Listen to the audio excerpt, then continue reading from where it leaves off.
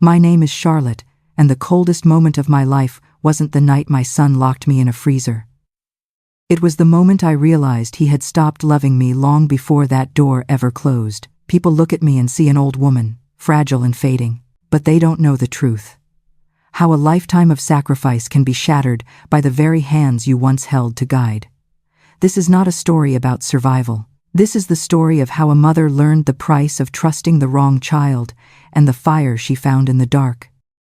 Before the world learned my story, before the headlines and the courtroom and the freezer that nearly became my grave, I was just a woman who believed in work, in love, and in the quiet miracles that come from refusing to give up. But if you're going to understand what happened to me, what almost happened to me, then you need to understand the world I built long before it all came crashing down. You need to know who I was before the betrayal. I didn't come from money. I didn't inherit a fortune. The empire people like to talk about, the supermarkets, the trucks, the warehouses, the employees. It all began with nothing more than a rented storefront and a husband who believed I could do anything. His name was Robert, and loving him was the easiest thing I ever did. Back then, our life fit into a single room. We worked the counter together, taking turns sweeping the floor, stocking shelves, and counting coins one by one at the end of each day. We didn't have much, but what we had, we earned. And that made every small victory feel enormous.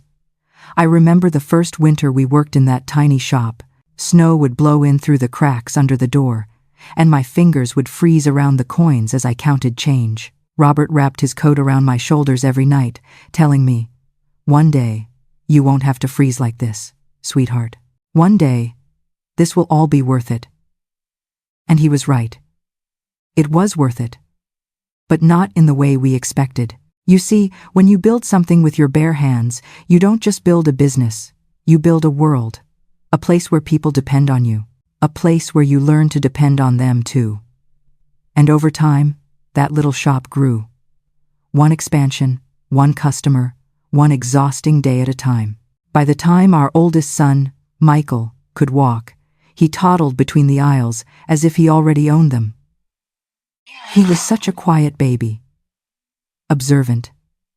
Serious. The kind of child who watched before he acted. I used to hold him against my chest, rocking him back and forth behind the counter, whispering to him that one day, all this, all our work, our sweat, our sacrifices, would be his. I thought I was giving him a blessing. I didn't realize I was giving him a weapon. But well, get to that later. For now, I want you to picture this. A young woman, her hair tied back, apron dusted with flour, pushing a broom while her husband unloads crates of produce. The bell over the door rings constantly. People in the neighborhood call her by name. Children run inside to buy candy with coins still warm from their pockets. Every day is exhausting, but every day feels like progress. That woman was me, and I was proud of the life we were building. As years passed, the store expanded, then expanded again. 3 locations, then 4, then 5. We hired employees, good, honest people, people who trusted us, people who became family, and through every phase of growth, I held one belief close to my heart. You treat people the way you want your children to be treated. Because back then, my children were still my compass. Michael, Sophia, little Daniel. My 3 miracles. When Michael was born, I cried so hard the nurses thought something was wrong. But nothing was wrong. Nothing at all. I was just overwhelmed by the love that hit me like a tidal wave. My firstborn, my bright-eyed boy who clutched my finger with his tiny hand as if terrified I'd let go. I never did, not until he forced me to. But again, we'll get to that. Growing the business wasn't glamorous. People imagine success looks like shiny storefronts and big offices. Truth is, it looks like swollen feet, missed meals, arguments over bills, and endless nights falling asleep over spreadsheets. But Robert and I did it willingly, because every time we looked at our children, we knew why we were fighting so hard. And Michael, well, he wasn't just our eldest. He was the one who seemed destined to carry the torch. Teachers praised him. Customers adored him. Even as a boy, he wanted to help behind the counter, counting change, organizing stock, pretending to negotiate with suppliers. Robert used to laugh and say, "The boy's going to take this business farther than we ever dreamed." I believed that. I believed it with every piece of my heart. Because back then, before the money, before the power, Michael looked at me with eyes full of trust and love and innocence. That's the hardest part to live with, you know. People ask me all the time, "How did you not see the darkness in him?" But the truth is, darkness doesn't arrive with a thunderclap. It creeps in slowly, disguised as ambition, hidden behind smiles that look so much like the ones you used to kiss goodnight. In those early days, there was no darkness. Just a family building a future. Just a woman trying to give her children everything she never had. Just a mother who wanted to believe that love, real love, would always be enough. I didn't know then what life would teach me the hard way. Sometimes the hands you raise up are the ones that push you down. But back then, long before the freezer, before the betrayal, before the truth unraveled, I was proud. Proud of my family. Proud of our empire. Proud of the life Robert and I had carved out of nothing. If only I had known how cold the world could become. If you watched my story from the very beginning, you might think everything in my life was built on love and hard work alone. But that isn't true. There was something else growing quietly inside our home, long before I understood what it really was. Ambition. Not the healthy kind that makes a person strive for more. No. This ambition had edges, sharp ones, and it lived inside my firstborn son. From the moment Michael could count, numbers fascinated him. He treated coins like treasures, arranging them in perfect stacks on the kitchen table while other children chased dragonflies outside. When he was 7, he memorized every price tag in our store. When he was 8, he started following Robert around, watching how he negotiated with suppliers. He didn't just observe, he absorbed. And I used to beam with pride. What mother wouldn't? But sometimes, just sometimes, there were moments that unsettled me, even if I didn't know why at the time. Like the day he sold his collection of baseball cards to a boy in the neighborhood for triple what they were worth. When I gently told him it wasn't fair, he smiled, not with innocence, but with something else, a cleverness too mature for his years. "Mom," he said. He agreed to the price. "A deal is a deal." I laughed it off. He was only 12. Kids push boundaries. Kids learn. But I remember a strange chill running down my spine that day. Because when Michael smiled, I saw something flicker behind his eyes. Something calculating. Something hungry. Still, I ignored it.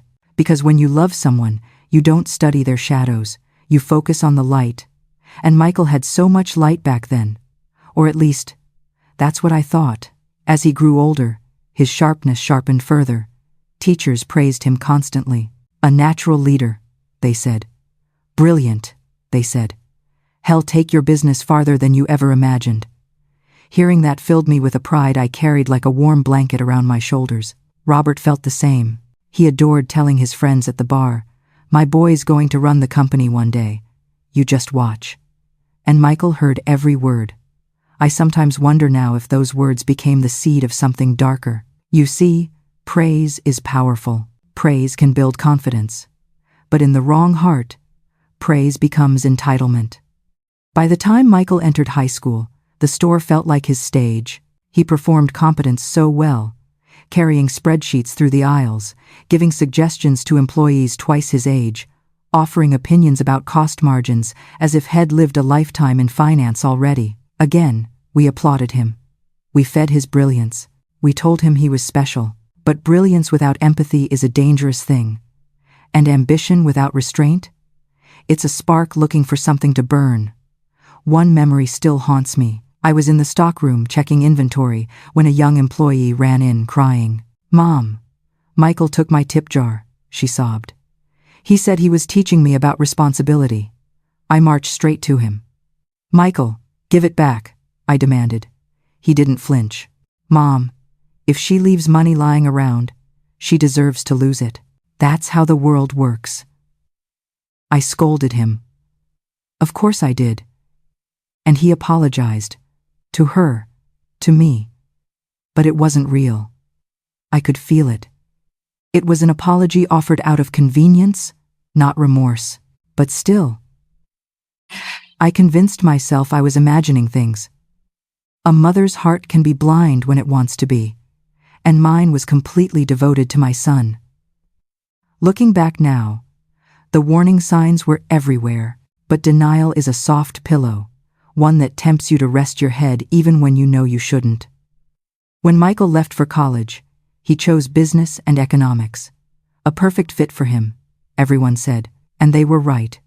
He excelled immediately, top of his class. Professors adored him. He sent home grade reports filled with ahs and glowing remarks, and I pinned every one of them to the refrigerator like trophies. We were proud. God, we were proud. But something else had changed. He grew distant. Phone calls became shorter. Visits home became rarer, and when he did come home, he walked through the store with a certain stiffness, a judgment in his eyes, as if he already believed he could run everything better than we could.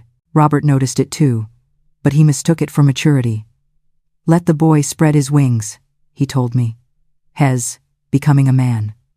But men don't look at their mothers as though they're obstacles, and they don't walk through the world as though every person is a stepping stone to something bigger. Still, we ignored the signs. We loved him too much to see him clearly. Love does that. It paints over cracks until the whole wall collapses. When Michael graduated, he joined the family business full-time.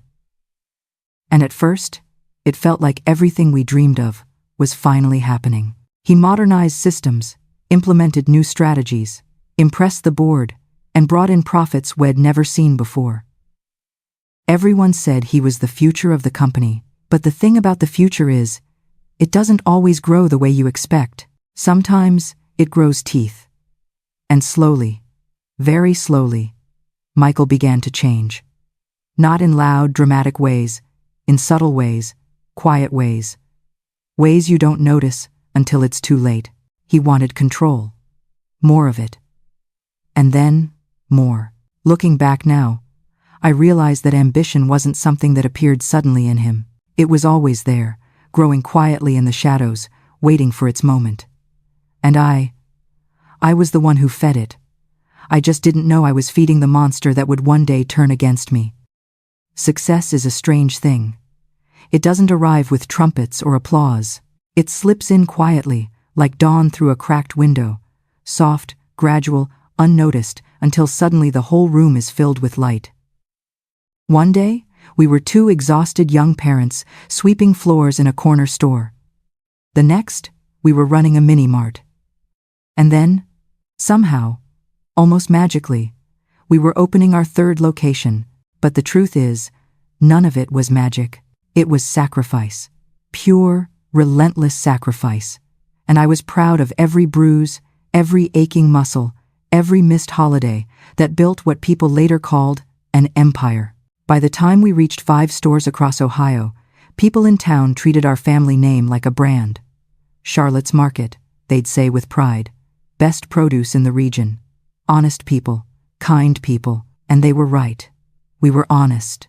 We were kind. We built our business with more heart than money. But somewhere along the way, as our success grew, a shadow began to grow too. It didn't belong to Robert.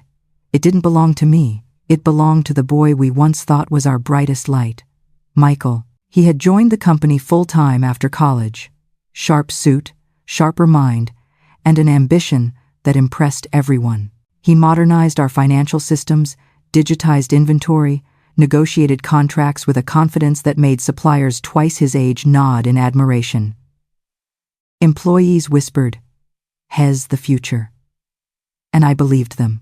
I wanted to. But as the business grew, so did Michael's hunger for control. At first, it was subtle. A spreadsheet only he had access to. A meeting held without me to save my time. A new hire I didn't recognize, becoming suddenly indispensable. Then came structural changes, new protocols, new authorization levels, new financial layers I didn't fully understand. I tried not to take it personally, Times were changing, and I was aging. It made sense for Michael to take more ownership, more responsibility. That's what I told myself. That's how I soothed the unease curling in my stomach. But unease has a way of growing roots. One afternoon, I walked into the main office, expecting to review our quarterly performance. I found Michael in the conference room, surrounded by managers I had personally trained for years. Men and women who used to bring their newborns to my arms, who used to cry in my office when life was hard. But that day, when I walked in, they went silent, not out of respect, out of discomfort, out of something that felt like fear. "Mom," Michael said smoothly. "We already covered the numbers. Nothing you need to worry about. Nothing I need to worry about." That phrase stuck to my ribs like a shard of glass. Still, I let it go. I trusted him. Trust can be a powerful blindness, but then things escalated. Suppliers called, asking about invoices. ED never approved. Employees were fired without my signature. Departments were reorganized, streamlined, Michael called it. He spoke with confidence, with authority, with the tone of someone who believed he was no longer my son, but my superior. Robert, my husband. But one night, over tea, he said something that haunts me even now. "I think the company is changing faster than we are, sweetheart." He didn't say Michael was the one changing it. He didn't have to. But even then, even with hints dropping like rain, I couldn't bring myself to suspect my son. Love is stubborn, motherhood is blind, and pride is a convincing liar. Yet something else was happening beneath the surface. Something I came to recognize only years later. Success had given Michael a new identity, one that didn't include us. You see, when you build something for your children, you imagine they will inherit your values along with your assets. You imagine gratitude, humility, continuity, but sometimes, instead of inheriting your values, they inherit only your power. And power, when it finds the wrong heart, becomes poison. Michael began traveling for business expansion. He returned with big ideas, bigger plans, and an attitude that felt different, colder, sharper, less patient with anyone who stood in his way. Employees whispered that he snapped at them. Suppliers said he renegotiated deals with an aggression that bordered on cruelty. Still, I defended him. Ambition is good, I told myself. He wants to take us forward. But ambition without empathy? That's not forward. That's downward. Straight into the kind of darkness you never expect your own child to fall into. There was one moment, small, forgettable to anyone else, that should have told me everything. We were reviewing financial reports, side by side, like we used to in the early days. I noticed a subtle shift in his expression as he scrolled through numbers.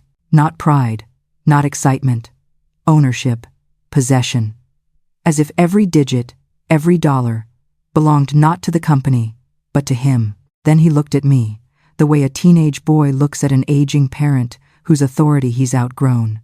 And in that moment, something inside me whispered, "Hes no longer building with you. Hes building past you." But I ignored it. I smoothed over the discomfort with the ease of a mother who has spent her entire life believing love can fix anything. I didn't know then how wrong I was. I didn't know darkness had already found its home in him. I didn't know how far ambition could drag a person into the shadows.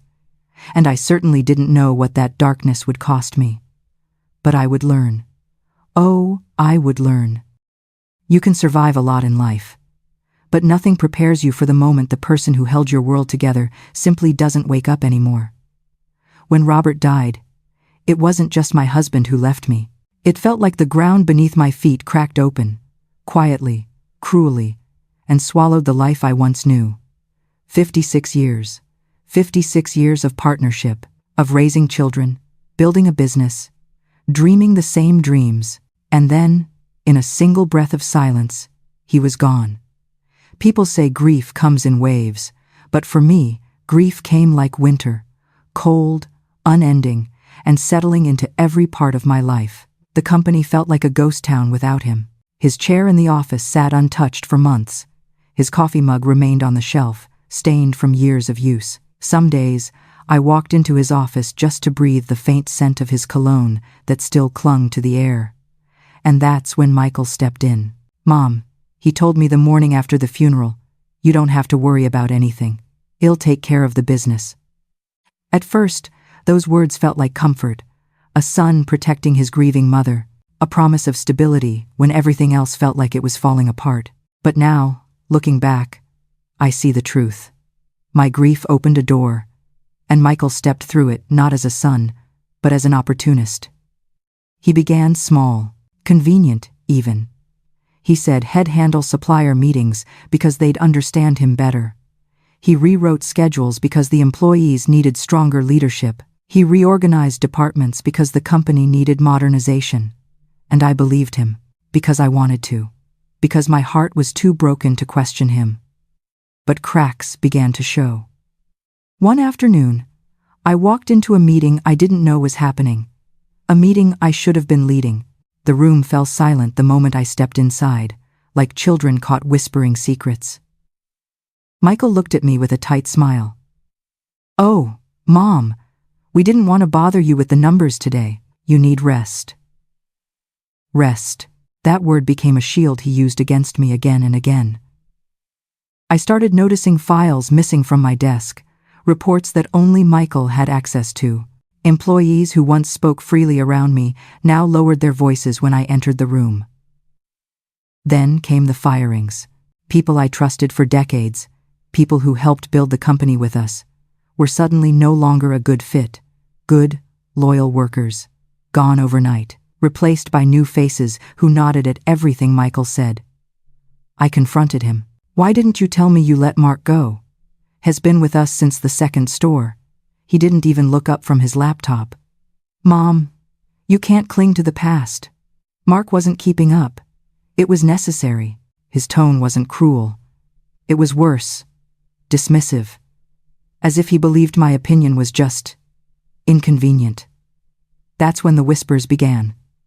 Not in the company, in my own house. Jessica, my daughter-in-law, stopped visiting. The grandchildren who used to run into my arms now barely waved from the doorway. When I called, she always said the same thing.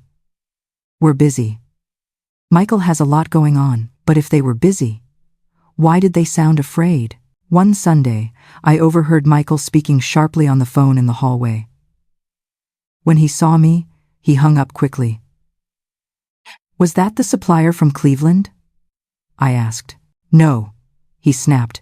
Too fast, too defensive. But then he softened. "Mom, you're imagining things. You've been under a lot of stress.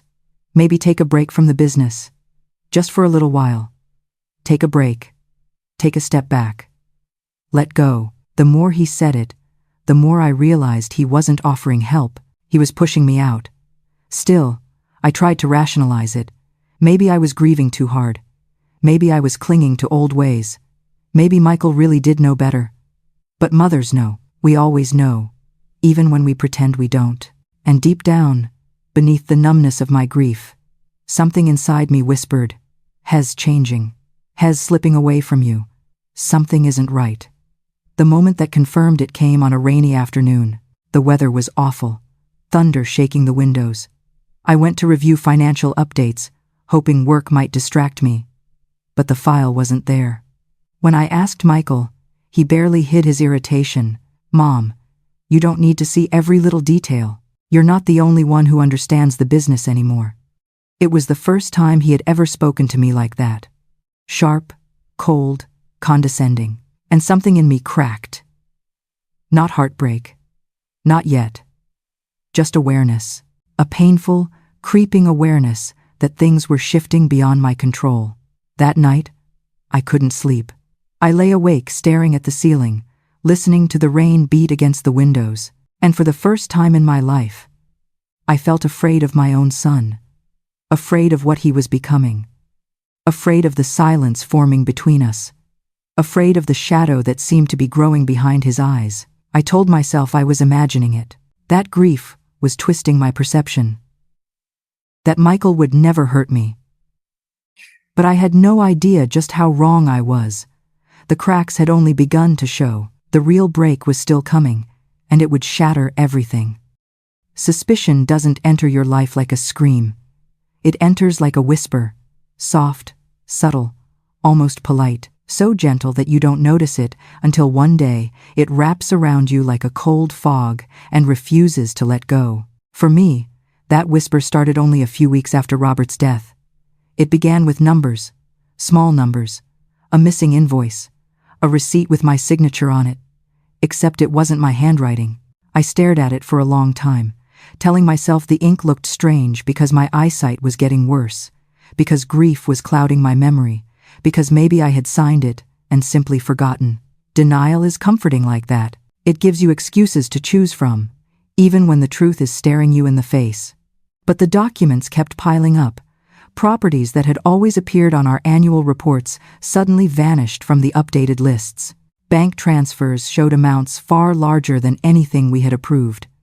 Accounts seemed to dip lower each month even though business was steady, even growing. When I asked Michael about these discrepancies, he always had a quick answer. Too quick, too polished, almost rehearsed. Mom, it's a new tax structure. Mom, that's old data. Don't worry about it. Mom, you've been through a lot. I'll explain later. But later never came. The tone he used, that was the first thing that unsettled me. It wasn't the voice of a son comforting his grieving mother. It was the voice of a man managing a problem. And in this case, the problem was me. Still, I pushed aside my discomfort. After all, hadn't he stepped up when Robert died? Hadn't he taken the weight of the business on his shoulders? But suspicion grew roots when something strange happened at home. One morning, I woke up to find my notebook missing from the kitchen table. My notebook with reminders, account notes, and small thoughts I didn't want to forget. I searched everywhere, only to find it later inside the laundry basket, hidden under towels. At first, I told myself I must have put it there absent-mindedly, but then it happened again, and again. Keys disappearing, bills I had placed on the counter shifting to another room, a shopping list I knew I had written somehow ending up in the trash. Tiny things, insignificant things, but happening too often to be accidents. It felt like someone was trying to make me question my own mind. And then Jessica, my daughter-in-law, stopped coming by. She used to visit every Sunday with the grandchildren. They'd run through the house, fill it with noise and life. But suddenly, Jessica always had an excuse. The kids have activities. We're busy. Michael has work. Her voice trembled each time she spoke to me, as if she was afraid of saying the wrong thing. As if she was protecting herself from what I didn't yet know. The grandchildren became distant too. James wouldn't look me in the eyes.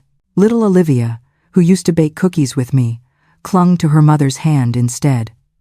Children sense danger long before adults do, and they sensed something was wrong.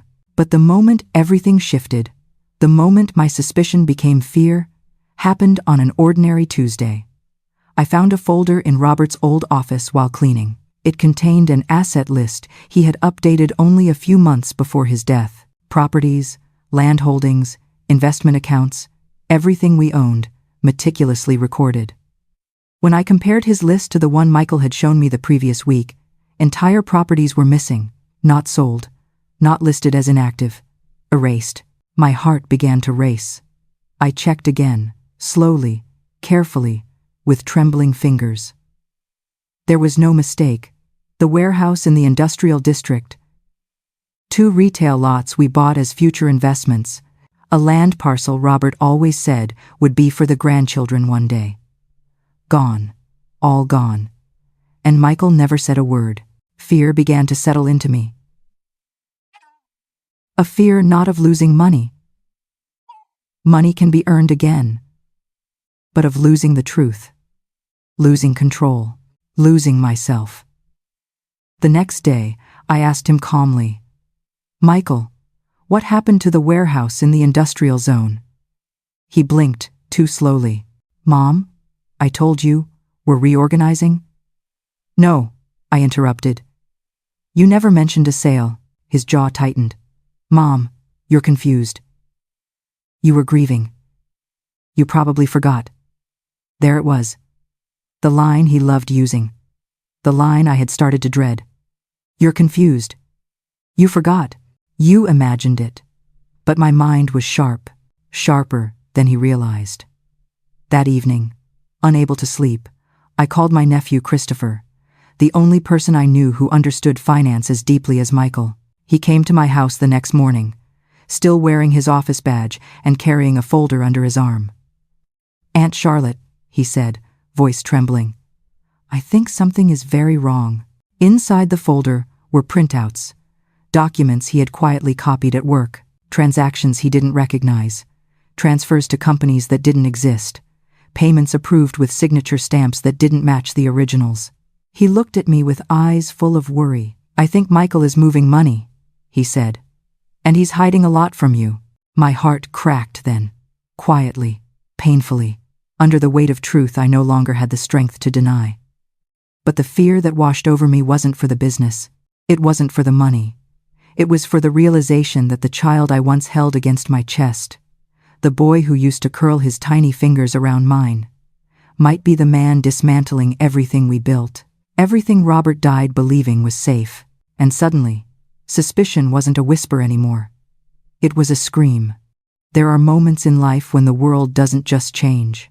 It splits, quietly, cleanly, like a crack running through glass, so thin at first you barely see it, until suddenly the whole pane shatters in your hands. That's what discovering the truth about Michael felt like.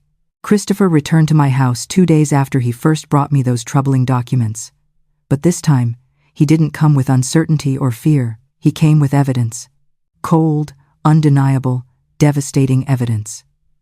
He set a thick folder on my dining table, the same table where Michael once ate cereal as a boy, swinging his legs, laughing at his father's jokes. Now, that table held proof that my son was stealing from me. "Aunt Charlotte," Christopher whispered, "you need to sit down." My legs felt weak, but I didn't sit. I couldn't. I needed to stay upright, braced, ready for whatever storm was coming. He opened the folder. The first page showed a wire transfer, $8,000. Moved to an account under a business name I didn't recognize. I frowned. "What is this?" Christopher swallowed hard. "It's one of the shell companies Michael created. There are 9 of them, all registered out of state, no employees, no physical offices." I stared at the page. 9 fake companies, created by my son. He kept flipping pages, each one heavier than the last. Forged deeds, missing properties, large withdrawals hidden behind coded descriptions, documents stamped with a digital signature meant to mimic mine, but the curve of the letters was off, the spacing wrong. I recognized my own handwriting. I knew my own signature, and these were counterfeits. A cold, metallic taste formed in my mouth. "Christopher, how long has he been doing this?" He hesitated, and that hesitation told me everything. "Years," he finally said, "maybe longer than we realized." Years. Michael had been taking from the company, our company, while Robert was still alive. While I sat across the table each morning drinking tea with my husband, believing our family was safe, my son had been planning its destruction. But nothing prepared me for the document that came next. A life insurance policy, $5 million, filed only 3 months earlier. Beneficiary, Michael Hayes. Policyholder, Charlotte Hayes. I felt my breath leave my body, like someone had punched the air out of my lungs. Why would he do this?" I whispered. Christopher looked at me with eyes full of a grief I wasn't strong enough to feel yet. "Aunt Charlotte, people don't take out insurance on someone unless they expect something to happen to them." The room spun. I reached for the chair but missed. Christopher caught my arm gently. "I'm so sorry," he said. I didn't want to believe it either. I shook my head, refusing the truth even as it stood there printed in ink. No, he wouldn't. He's my son." But even as I said the words, I knew. A mother knows. Even when she doesn't want to. Even when the truth is so monstrous it feels impossible. My son wasn't just stealing from me. He wasn't just pushing me out of the company. He wasn't just manipulating the people around me. He was preparing for a world where I didn't exist. Christopher flipped to the last set of documents. Property transfers. The land we bought for the grandchildren one day. Transferred to one of the shell companies. The warehouse Robert loved? Gone. The retail lots he planned to expand into? Gone too. And all signed by me. All forged. I pressed my hand to my chest. It genuinely hurt. Physically hurt. You're saying he planned this? All of it? Even while Robert was alive? Christopher nodded, swallowing hard. He was moving money into the shell companies even before your husband passed. The amounts got bigger afterward. Suddenly everything made sense. The missing documents, the disappearing keys, the firings, the secrecy, the way he insisted I was forgetting things, the way he isolated me from the company I built. He wasn't protecting me. He was preparing my exit. My world didn't just crack. It collapsed. I walked to the window, staring at the yard where Michael once played as a child, chasing fireflies with a jar in his hand, laughing as if joy came naturally to him. Where had that boy gone? When had he turned into this stranger wearing my son's face? I wanted to scream. I wanted to break something. I wanted to turn back time and catch every warning I ignored.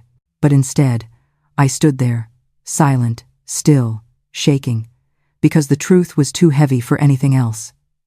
Christopher spoke softly behind me. Aunt Charlotte, we need to go to the police. Now, before he does something worse. Something worse? The thought chilled me. Because if he was willing to steal millions, forge my signature, take out insurance on me, what else was he planning? What was his endgame? I turned to Christopher. My voice barely a breath. What do I do? He hesitated again, choosing his words. You stop thinking of him as your son, he said, and start thinking of him as the man who's trying to destroy you. That sentence buried itself in my heart. Deep, painful, final, because I knew he was right. And accepting that truth broke something inside me that will never fully mend. My son, my firstborn child, had become my greatest threat. And fear, real fear, finally took hold.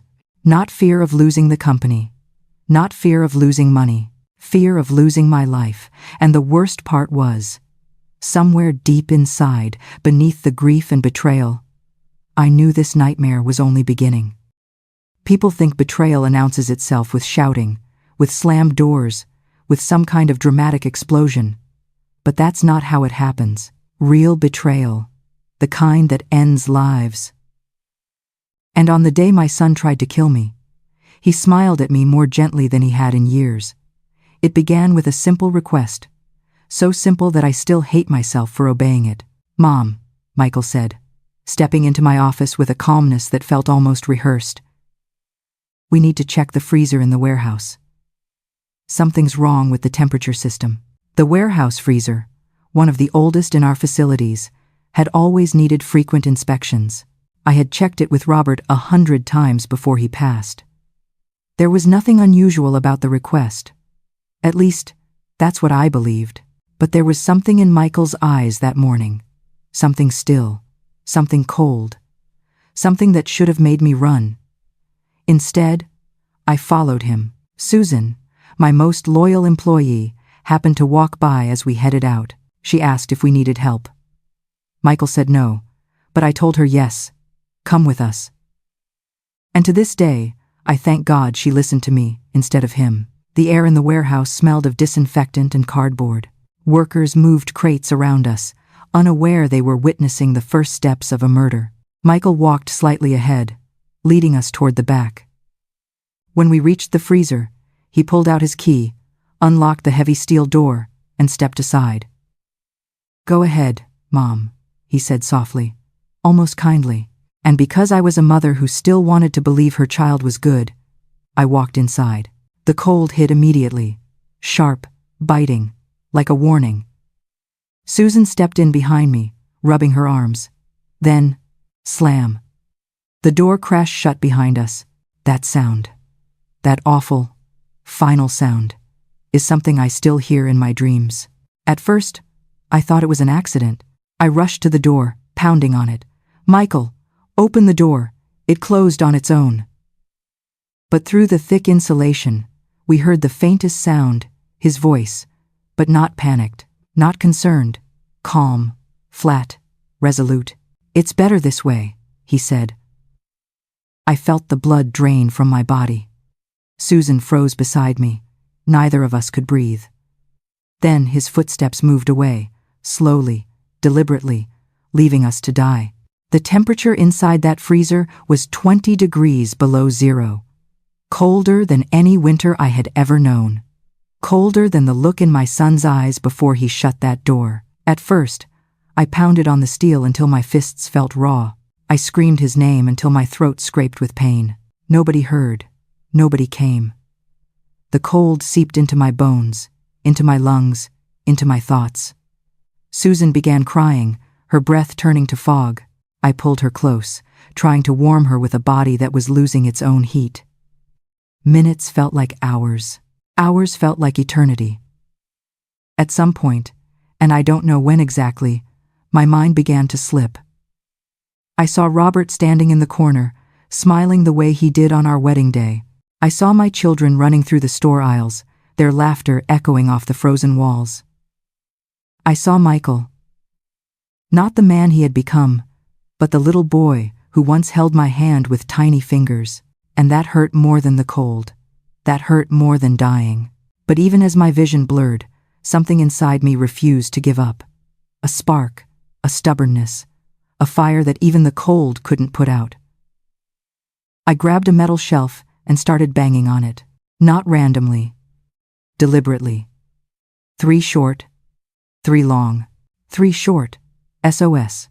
Susan followed my rhythm, her teeth chattering violently. We banged until our hands bled. We banged until we could no longer stand. We banged until the world began fading around us. I collapsed. My body stopped shaking.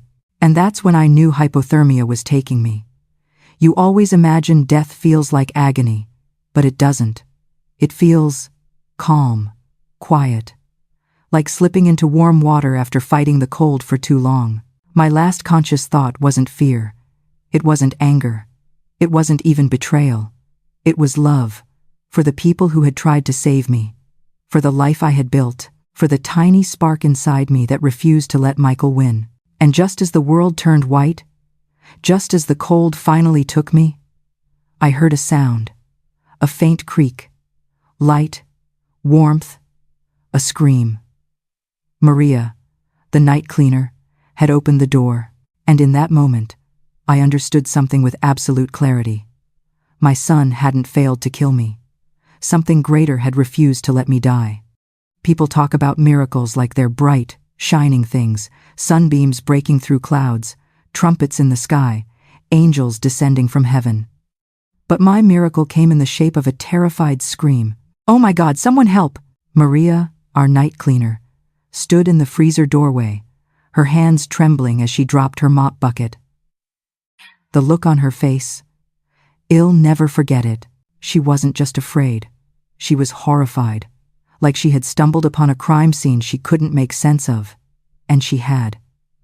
Susan lay beside me, barely conscious. I could feel the warmth of her breath uneven against my arm. My vision was a blur of white and shadow.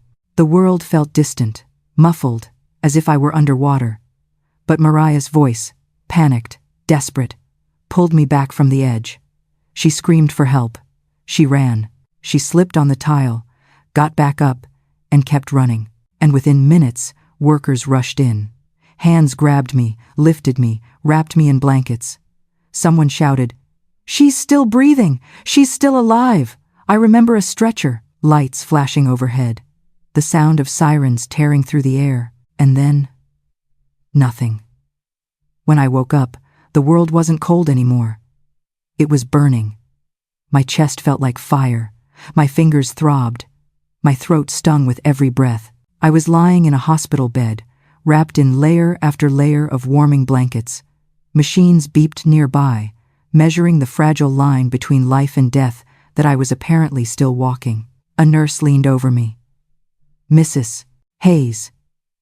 If you can hear me, blink twice. I did. Slowly. Her face softened with relief. You're safe now. You're very, very lucky. Lucky. It was the strangest word I'd ever heard. Lucky to survive being locked in a freezer by my own son. Lucky to be given another chance to fight the person I had once rocked to sleep. But I didn't understand the full weight of that word until later, because not long after I woke up, before my body had even started to recover, Michael arrived. He burst into the room like a grieving saint, his eyes red, his voice trembling. Mom, oh my God, Mom, I came as soon as I heard. The nurses adored him instantly. He hasn't left the hallway since she was brought in, one whispered. I almost laughed. Almost. But my lips were too frozen. My body too weak. My heart too shattered. Michael walked closer, his face twisted with concern. But when he leaned down, close, too close, his expression changed. Just for a moment. Just long enough for me to see the truth. His whisper slid into my ear like a blade. You should have just let go, Mom. It would have been easier. Easier. For him. I didn't flinch.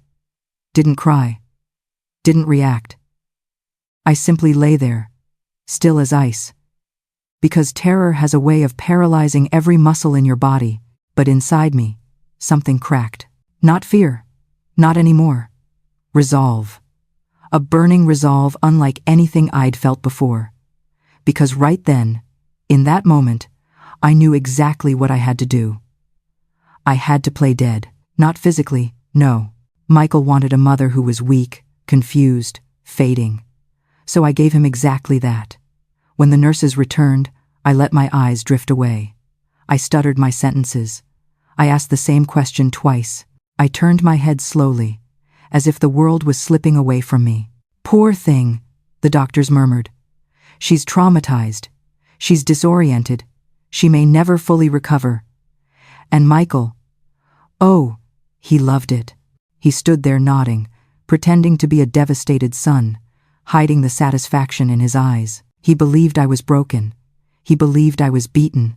He believed the accident hadn't finished the job, but it had weakened me enough for him to control everything. He had no idea he was planting the seeds of his own downfall. Because while he smiled, while he hovered, while he pretended to care, I was listening, watching, planning. A nurse named Linda noticed the way my eyes followed Michael. She saw fear there.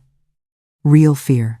One night, when he wasn't around, she whispered, Mrs. Hayes, if something happened to you, I'll help you. Just tell me how. So I told her. Not everything, just enough. Enough for her to slip a tiny recorder under my pillow. Enough for her to smuggle in documents Christopher sent. Enough for her to understand that the danger wasn't outside the hospital. It was in the chair beside my bed, smiling, whispering, waiting. With Linda's help, with Christopher's evidence, with the spark inside me growing hotter by the hour, I made a decision.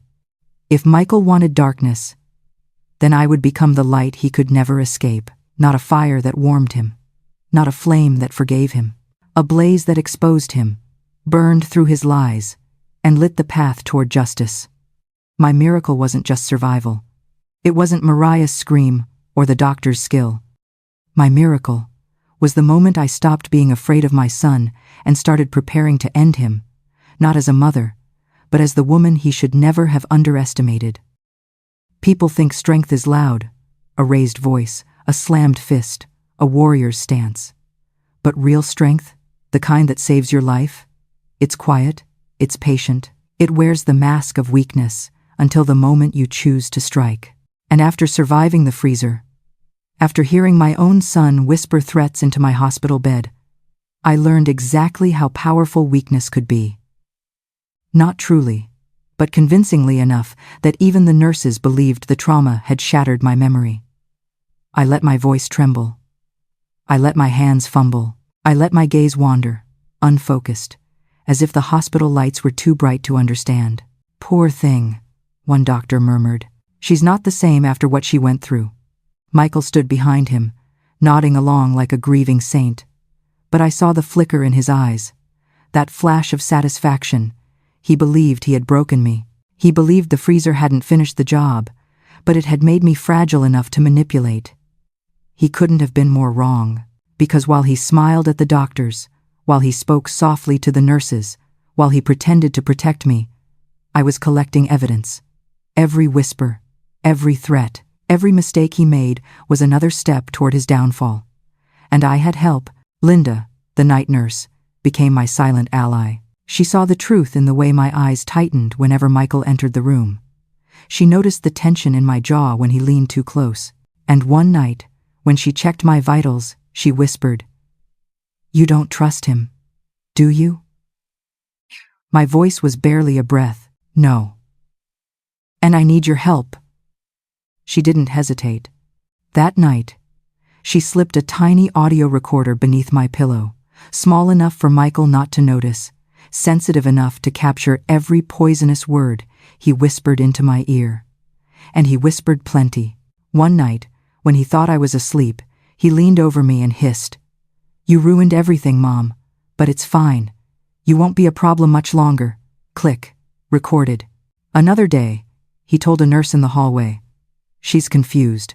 She's losing touch with reality. Honestly, she's not fit to run anything anymore." Click. Recorded. Every lie he told, every manipulation, every attempt to paint me as unstable, captured. Meanwhile, Christopher worked from the outside. He dug deeper into the financial records, collecting documents that connected every fraudulent transfer straight back to Michael. Shell companies, offshore accounts, forged signatures.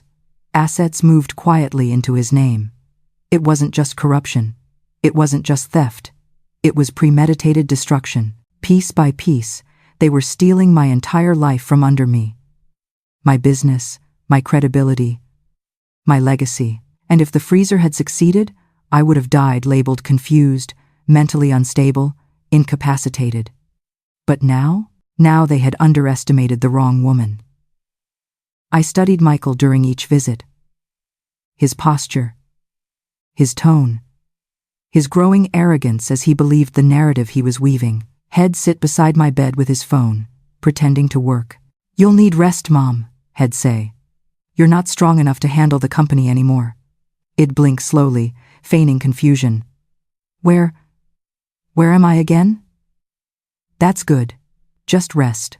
Good, because he thought my mind was slipping. Good, because he saw me as harmless. Good, because he believed he had already won. But inside me, a fire was building, not the fire of anger. Anger is too wild, too reckless. This was the fire of strategy, of survival, of a mother refusing to die at the hands of her own child. I became more convincing with each passing day. When doctors asked questions, I answered them slowly, as if searching for words I couldn't quite find. When nurses helped me walk, I let my knees tremble. When Michael entered the room, I softened my eyes and let them drift like I no longer recognized the world around me. But the whole time, I was recording, planning, waiting. And then came the moment I had been preparing for. Linda entered my room late one night and whispered, "Hez starting paperwork to take control of your assets.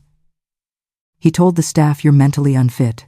I felt the air leave my lungs, not because I was surprised, but because the moment had finally arrived. Michael wasn't just stealing. He was getting ready to erase me legally.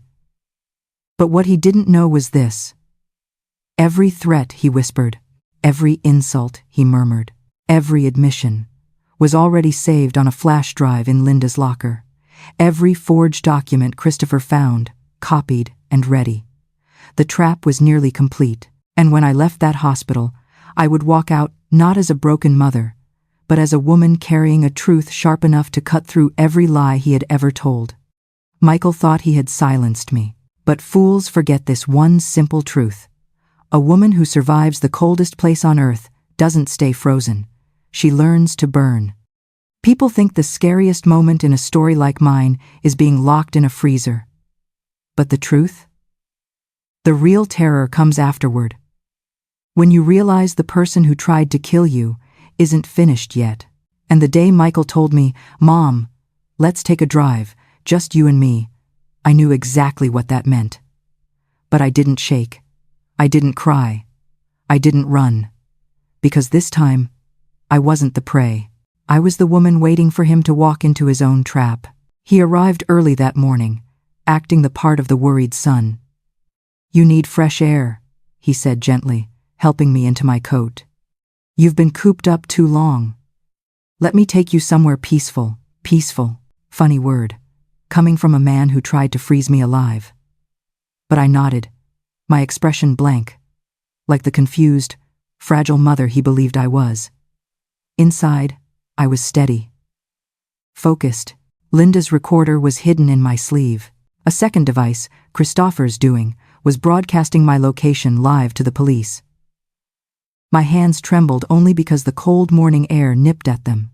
Not because of fear. Fear had left me the moment I chose to survive. Michael drove in silence for a long time, his fingers tapping anxiously on the steering wheel. We passed familiar streets. Then quiet neighborhoods. Then nothing at all. Just long, empty roads lined with dead trees. "Where are we going?" I finally asked, my voice soft, weak. He smiled without looking at me. "You'll see soon." But the tone, that tone, sent shivers down my spine. We turned onto a dirt road I didn't recognize. Mud splashed against the tires. Branches scraped the sides of the car like fingernails. And then I saw it. An abandoned property. A place with no neighbors. No houses, no witnesses.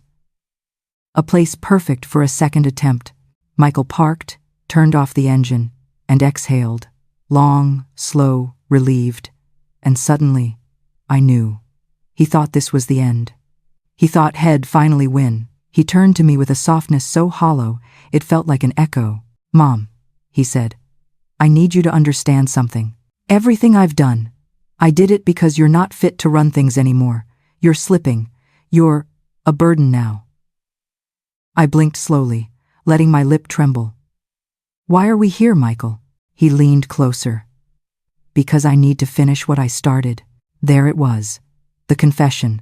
Clear, cold, pure. And Linda's recorder caught every word. But he didn't know. Not yet. He stepped out of the car, walked around to my door, and opened it with a chilling politeness. "Come on, Mom, let's take a walk." The field was silent, the sky overcast, only the soft crunch of dead grass under our feet. And then, I stopped walking. When he turned back to look at me, he saw something in my eyes he'd never seen before. Strength. Not the quiet strength of a mother. Not the gentle strength of a leader. This was the strength of a woman who had nothing left to fear. My voice didn't tremble when I spoke. "I recorded everything, Michael." He froze. Completely. "What?" he whispered. "The freezer, the threats, this conversation, all of it." His face drained of color. "You're lying." I shook my head. "No, sweetheart. You're the liar. And it ends today." His jaw clenched. His eyes darted around, calculating, desperate. And then, far off, headlights emerged. Multiple, growing brighter, closer. Police cars. Michael staggered backward, his voice cracking. "What did you do?" "I stopped being afraid of you." He took a step toward me, fury boiling in his eyes. "You ruined everything." "No," I said softly. "You ruined yourself." The officers reached us within seconds, surrounding him. He didn't fight, didn't run. He just stared at me, really stared, like he was finally seeing me. Not as his mother, not as his victim, but as the one person he should never have underestimated. As they handcuffed him, he whispered one last thing. Not remorse, not an apology, but confusion. "How did you beat me?" I looked at him with a sadness deeper than any wound he had left on my body. "Because you thought power was your strength," I told him. "But my strength was surviving you." The officers led him away. The wind howled across the empty field, and there I stood, a 79-year-old woman, trembling not with fear, but with release. The nightmare was ending. The battle was over, but the war to reclaim my life, my name, my company, was still ahead. And for the first time in a long time, I felt ready. People think justice looks like a courtroom, a judge, a gavel striking wood. But sometimes, justice happens in the same room where the betrayal began, at the same table where hands once shook in trust. For me, justice didn't arrive in a courthouse. It arrived in the boardroom of the company I built from nothing. The annual leadership meeting was scheduled 3 weeks after Michael's arrest. 3 weeks since that abandoned property. 3 weeks since I watched my firstborn son get led away in handcuffs. Grief still clung to me like a second skin. But beneath it, burning quietly, was purpose. Christopher helped me prepare. Linda sent me the final copies of every recording. Lawyers assembled binders thick enough to break a table leg. This wasn't just a meeting. It was the day I reclaimed my name, my company, my legacy. The boardroom was already full when I entered. Executives whispered among themselves, some worried, some impatient, some guilty and trying desperately not to show it. They didn't expect me to show up. They thought it'd be too broken, too old, too shaken. But when I opened the door, a silence rolled through the room like a wave. I walked to the head of the table without hesitation. For the first time in months, that seat didn't feel stolen from me. It felt like home. A few faces shifted uncomfortably. Men who had aligned themselves with Michael, who had protected him, who had benefited from his corruption. Stephen, Frank, Richard, they looked at me with rehearsed sympathy. Charlotte. "We're so relieved you're here," Stephen said. I smiled, not warmly, but knowingly. "Good," I said. "Because we have a lot to discuss." I began calmly. I spoke about history, our early days, our growth, the values this company was built on. Kindness, integrity, community. People nodded, some with genuine emotion. They missed that version of leadership. So did I. But then, I shifted. Christopher passed out thick folders to each board member. "Inside," I said, "you will find the truth." Pages flipped, eyes widened, hands trembled. I watched their faces as they scanned the documents. Forged signatures, shell companies, illegal transfers, backroom deals Michael made in my name. And then, the recordings. Linda's recordings, the ones from the hospital. I pressed play. Michael's voice filled the room, cold and unmistakable. "She won't be a problem much longer. You don't understand. She's slipping. I need her out of the way. Mom, you should have just let go." Gasps rippled across the table. Someone cursed under their breath. Someone else whispered, "Dear God." I didn't look away. I didn't cry. I let the truth burn through the room exactly the way it burned through me. When the audio ended, I closed the file gently. "This," I said, "is what my son has done, not only to me, but to this company." The room was thick with shock, except for 3 men. Stephen, Frank, Richard. Their faces had drained of color, because they recognized some of those documents, because they had signed some of them, because they had helped hide what Michael was doing. The trap that caught my son had caught them too. The door opened. Sheriff Thompson stepped inside with 2 officers. "Charlotte," he said, "we're ready." I nodded. He walked straight to the guilty men. "Stephen Marshall, you're under arrest for financial conspiracy and fraud. Franklin Dorsey, stand up. Richard Hall, hands where I can see them." The boardroom erupted in chaos. Chairs scraped, people shouted. Some backed away in disbelief. Others put their faces in their hands. The officers cuffed the 3 men and led them out. Their eyes never met mine. They didn't dare. When the door shut behind them, silence filled the room again. But a different kind of silence. Not tension, not fear. Relief. The kind of relief that comes from finally seeing the truth. I rose from my seat. "This company," I said, my voice steady, "was built with honesty, with sacrifice, with love. What happened here will never happen again. Not while I still have breath in my body." Heads nodded. Eyes softened. People looked at me not with pity, but with respect, and for the first time since Robert's death, I felt strong again. I felt whole. I felt like the woman who helped build 5 stores from a dusty rented shop, the woman who counted coins late at night, the woman who survived the coldest place on earth and walked out burning. I didn't reclaim the company through force. I reclaimed it by exposing the truth. Justice wasn't the gavel. Justice was surviving the person who tried to bury me. Justice was standing in the boardroom he tried to steal from me. Justice was reminding them all, you cannot kill a woman who refuses to stay cold. When the meeting ended, people approached me one by one. Welcome back, Charlotte. We missed you. The company is yours again. And as I left the building, head high, heart steady, I heard something behind me. Applause. Not polite, not forced, grateful, because the darkness that once ruled this place was finally gone. But my story wasn't over. There was still one final chapter, one final truth, waiting to be written. People think the end of a story comes when the villain is caught, when the handcuffs click, when the courtroom closes, when the truth finally sees the light. But that's not the end. Not for someone who survived what I did. Not for a mother whose son tried to kill her. The real ending, the real reckoning, comes afterward. In the quiet, in the rebuilding, in the moments when you finally face the pieces left behind and decide who you're going to be next. The company healed faster than I expected. With Michael gone and the corrupt board members removed, the air inside those walls felt different, lighter, cleaner, honest in a way it hadn't been for years. Christopher stepped into a leadership role, humble and steady. Employees returned with renewed loyalty. Customers noticed the change too. They didn't know the full story, but they felt something had shifted. As for me, I didn't walk back into my old office right away. I needed time. Time to breathe. Time to stop waking up in the middle of the night, hearing the freezer door slam. Time to remember who I was before fear tried to erase me. Healing isn't a straight line. Some days I felt strong enough to run the world.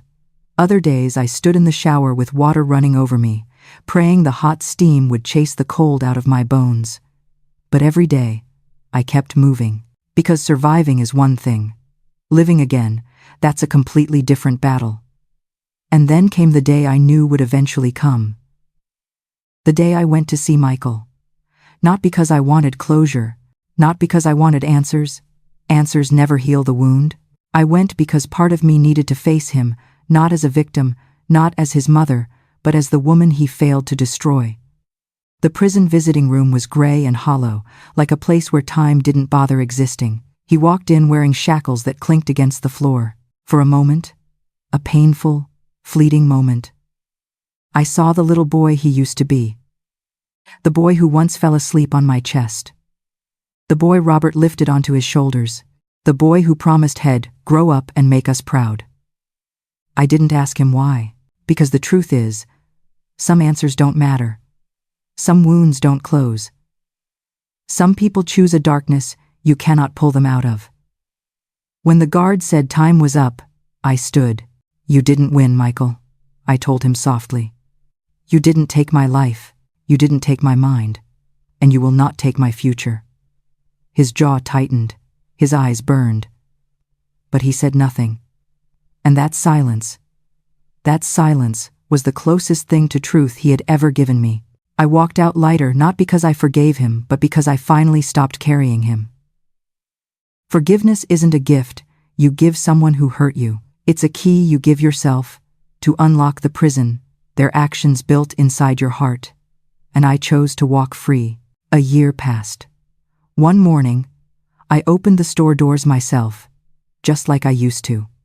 The familiar chime above the entrance rang, and sunlight spilled across the aisles. Employees greeted me with smiles that felt like home. Life had come full circle.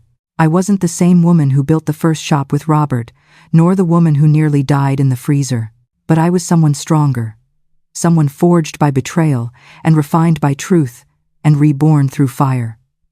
People often ask me now, how did you survive? How did you stay strong? How did you rebuild? And I always tell them the same thing.